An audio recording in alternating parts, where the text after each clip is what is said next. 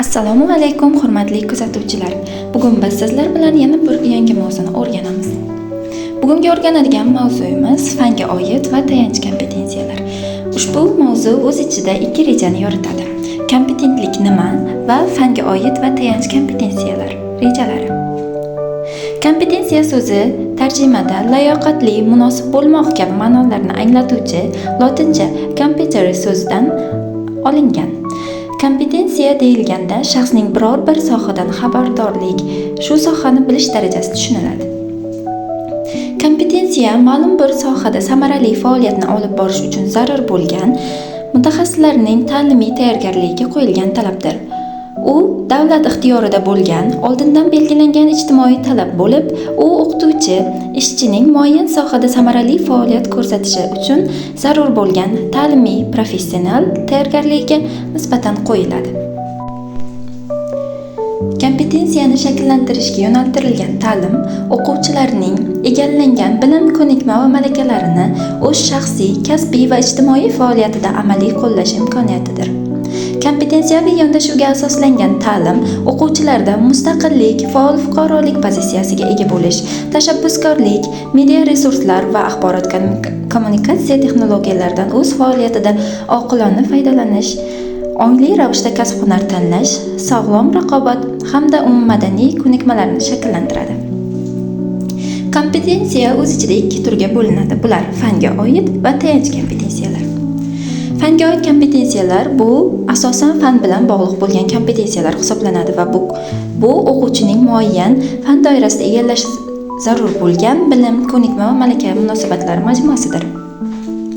Tayanch kompetensiya. Ushbu kompetensiya shaxsning hayotda va kasbiy faoliyatda muvaffaqiyatli bo'lish uchun zarur bo'lgan asosiy bilim, ko'nikma va qadriyatlar majmuasidir.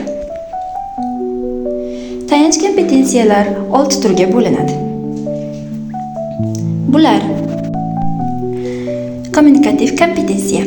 Ijtimoiy vaziyatda ona tilida hamda birorta xorijiy tilda o'zaro muloqotga kirish, muloqot madaniyati hamda ijtimoiy moslashuvchanlikni, hamkorlikda, jamoada samarali ishlay olish layoqatini shakllantirishni nazarda tutadi.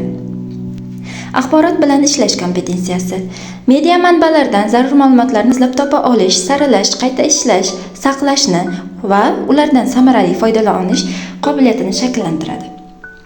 O'zini o'zi rivojlantirish kompetensiyasi. Ushbu kompetensiyada o'quvchilar yoki shaxs o'z ustida ishlaydi, o'zini tanqid qiladi, o'zini kreativ rivojlantirish, kamolotga intilish kabi harakatlarni amalga oshiradi. Ijtimoiy va faol fuqarolik kompetensiya.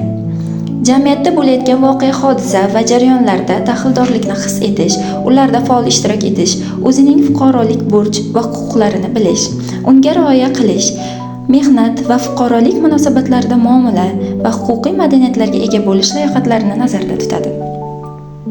Milliy va umummadaniy kompetensiya. Bu kompetensiya o'z nomidan kelib chiqib, milliylikni, umuminsoniylikni e'tirof qiluvchi kompetensiya hisoblanadi. Ushbu kompetensiya orqali o'quvchilar vatanparvarlik ruhida tarbiyalanadi.